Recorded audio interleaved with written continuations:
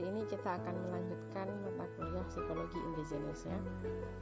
Berbeda dengan mata kuliah ataupun perspektif psikologi lintas budaya yang memang sudah merupakan bagian dari perspektif psikologi modern, psikologi indigenous ini sendiri masih sangat spesifik ya. Jadi dalam proses penemuan teorinya sendiri, psikologi indigenous ini sebenarnya masih dalam proses pengembangan. Jadi kalau bertanya mengenai teori psikologi indigenous, maka jawabannya adalah kita termasuk orang yang sedang berproses ya. Jadi bagaimana sih teori psikologi indigenous itu? Kita merupakan bagian dari pengembangan teori ini.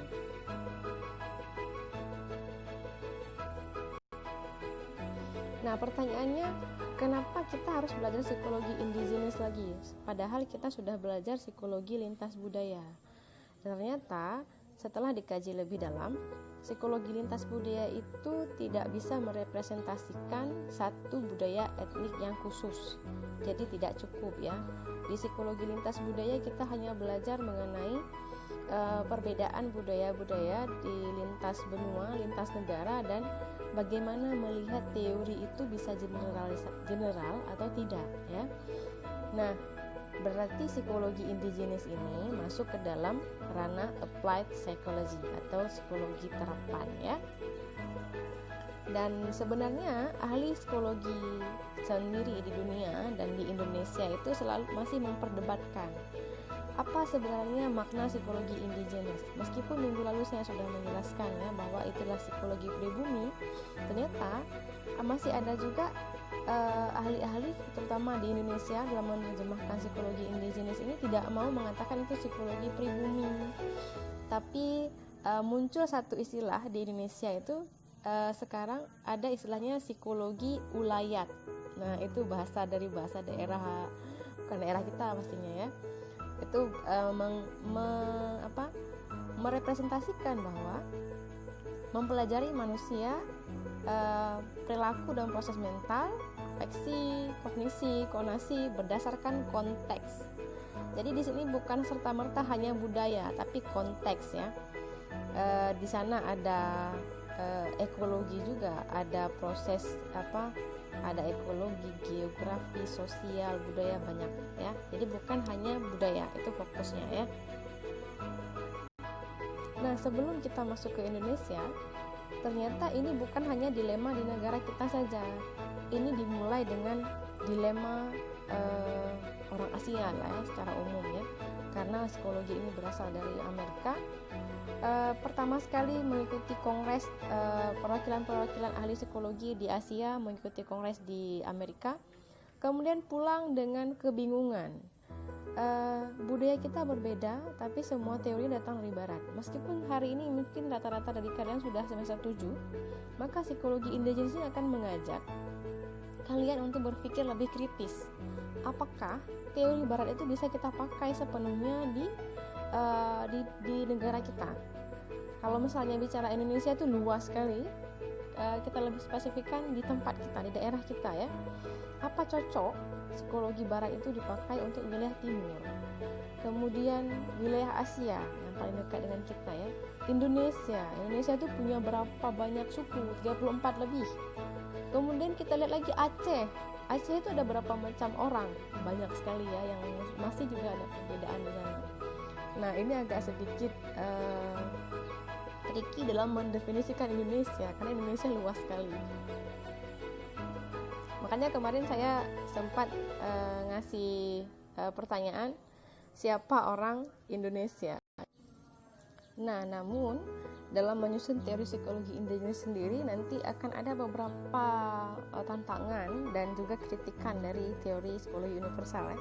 Yang paling banyak menulis tentang psikologi indigenous itu ini orangnya, ada Quan Ko Huang ya. Dia itu termasuk yang banyak, tapi dia bukan pemula. Nah, bagaimana cara meng-capture teori psikologi indigenous itu? Yang pertama adalah berawal dari yang tadi saya sudah jelaskan ya, kesulitan orang non-barat, psikologi di non-barat itu untuk mengembangkan psikologi indigenis sendiri karena kita juga belum punya fondasi yang sangat umum, yang sangat kuat ya.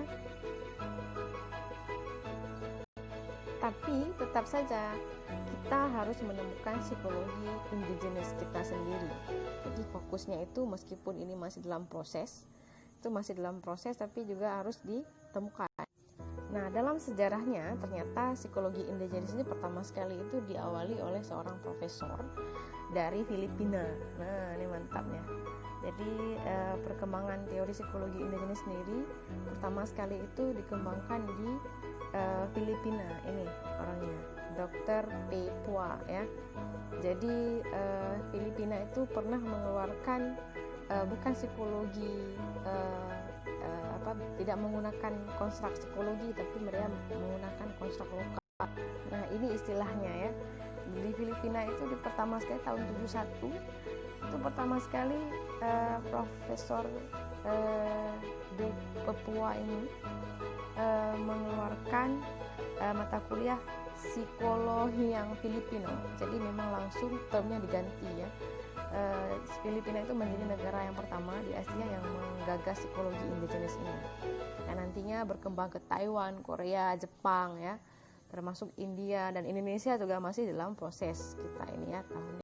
Jadi sebenarnya masalah ini bukan hanya terjadi di beberapa negara tertentu ya. Ternyata permasalahan yang dihadapi oleh para psikolog di dunia ini juga berlaku di negara non-Western lainnya.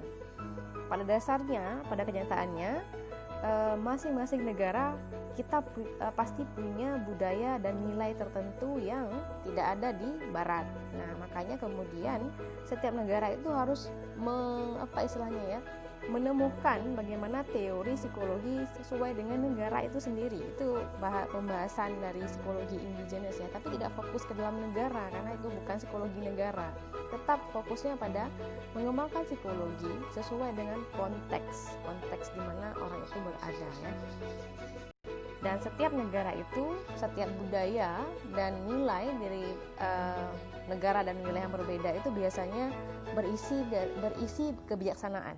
Ya, di sana ada nilai wisdom yang kemudian itu kebanyakan tidak dimiliki oleh budaya Barat, karena budaya Barat itu sistemnya adalah mereka fokusnya pada achievement ya, tidak terlalu fokus kepada kemasyarakatan dan lain-lain. Jadi ternyata setelah dikaji dalam proses yang ilmiah, setiap negara yang memiliki budaya, terutama di wilayah non-Western, itu memiliki satu wisdom atau kebijaksanaan yang kemudian itu bisa mengatur dan menyelesaikan masalah di negara itu sendiri, yang tidak, kadang-kadang ini juga tidak bisa dipahami oleh orang Barat. Makanya ini semua harus kita lakukan dari kita sendiri, oleh kita dan untuk kita.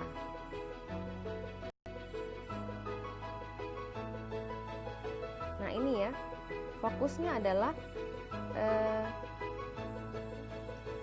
the main goal of developing indigenous psychology is to construct various systems of knowledge based on folk wisdom in order to help people in solving their daily problems.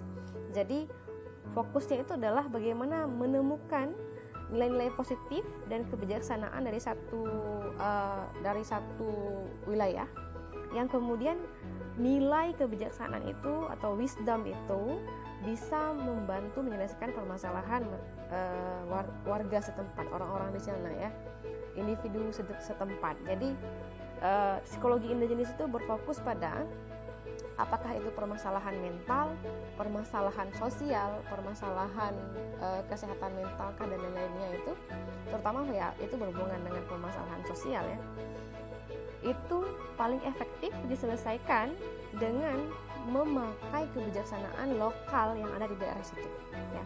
Misalnya simpelnya itu, seandainya misalnya kita membayangkan di Aceh itu ada orang skizofrenia yang kemudian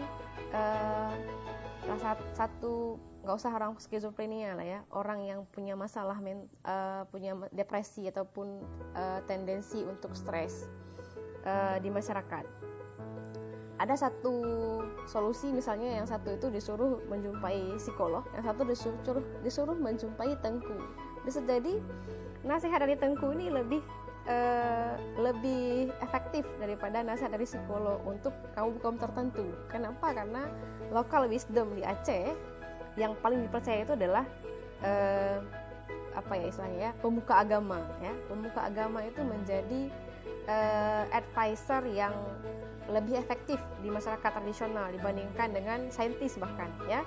Dan ini ada salah satu temuan juga di psikologi indigenis, ternyata hasil penelitian dari psikologi itu lebih efektif yang hasil ataupun aplikasi psikologi general itu ternyata setelah diteliti yang lebih efektif itu yang diterapkan untuk orang akademis, sedangkan non akademis itu kurang efektif. Nah, ini menarik ya. Nah, kalau tadi kita cerita mengenai kebingungan psikologi di Asia ya, psikolog di Asia, ini saya kutip dari buku yang ditulis oleh orang Indonesia ya.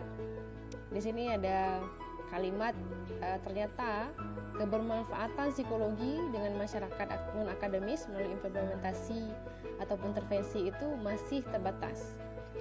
Berarti hari ini implementasi kebermanfaatan psikologi itu kebanyakan yang merasakan manfaatnya ya masyarakat di level akademis, di level akademisi. Kalau misalnya masyarakat awam, apalagi di Indonesia, di Aceh itu masih sangat ngapain sih misalnya ya, kan ada isu ya kalau di kita tuh ngapain sih ke psikolog, ngomong-ngomong aja masa bayar, nggak paham ya. Jadi bisa jadi ini bukan masalah dari masyarakatnya, bukan salah dari konteksnya. Bisa jadi ini adalah salah satu gejala bahwa pendekatan yang selama ini dipakai itu belum menggunakan local wisdom. Bisa jadi ya. Jadi belajar psikologi indigenis itu adalah membawa pikiran kalian itu lebih kritis untuk mengevaluasi apakah yang sekarang sedang kita pelajari dan sedang dijalankan itu sudah cocok dengan budaya indigenis di daerah kita ya. Itu menjadi PR besar sebenarnya. Terus solusinya bagaimana? Kan gitu ya. Jadi solusinya seperti apa? Sedangkan kita belum punya teori yang cukup, hasil penelitian yang memadai untuk mengembangkan teori psikologi indigenis Aceh atau Indonesia misalnya ya. Ini beberapa langkah dalam tahap menemukan psikologi indigenis. Yang pertama, otomatis karena semua teori barat itu sudah tersedia dengan lengkap, ada proses importation ya. Jadi psikologi diperkenalkan di satu negara, misalnya dulu pertama sekali psikologi itu diperkenalkan di Jerman oleh William Wundt, kemudian menjadi bagian dari kurikulum pendidikan tinggi di sana, ke pengiriman akademisi ke luar negeri untuk dilatih atau dididik. Jadi ada akademisi khusus yang dikirim untuk dilatih dan dididik di bidang khusus ini. Kemudian implementasi, akademisi yang dikirim ke luar negeri itu kembali ke negara setempat sebagai ilmuwan psikologi yang mereka belajar pure psikologi dari negara itu ya, western ya. Kemudian ilmuwan ini melakukan penelitian yang meniru apa yang dipelajari di barat, tapi fokusnya itu melakukan penelitian dengan konteks responden lokal.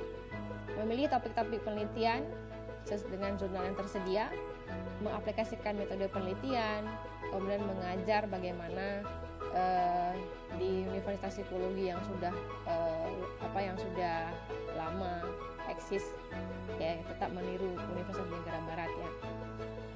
Kemudian masuk ke dalam fase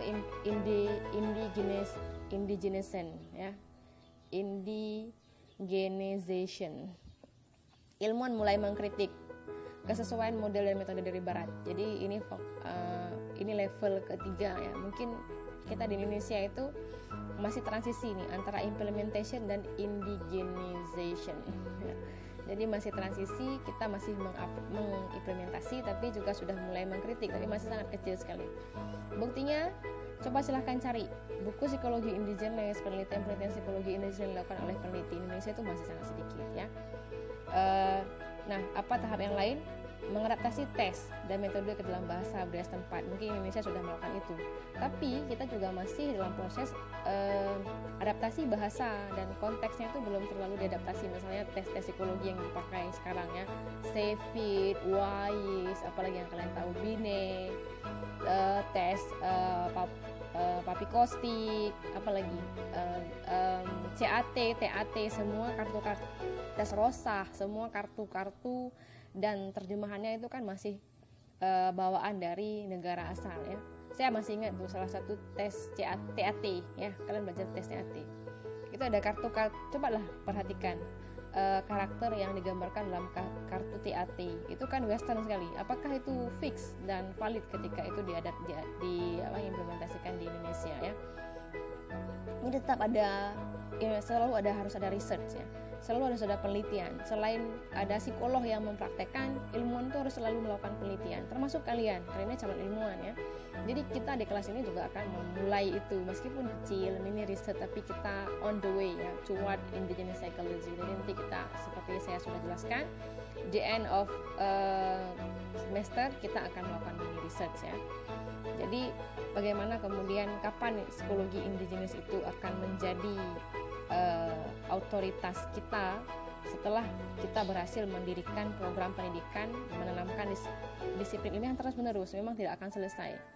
Ada hal yang menarik, ternyata hasil dari penelitian satu profesor, saya lupa di negara mana ya, Jepang apa Taiwan gitu, beliau pertama sekali terbang ke barat sebagai ilmuwan untuk membahas teori psikologi, kemudian balik ke negaranya mengimplementasikan psikologi barat sampai setengah abad, 50 tahun masih pakai teori barat juga itu di negara lain, apalagi di tempat kita ya. Jadi fokusnya itu adalah bagaimana kemudian kita menemukan psikologi indigenous. Nah, saya sudah mengirimkan beberapa video di Classroom, termasuk sebenarnya Amerika sendiri juga belum menemukan teori psikologi indigenous untuk natif mereka sendiri ya. Saya mengirimkan satu video yang menarik dengan beberapa budaya di negara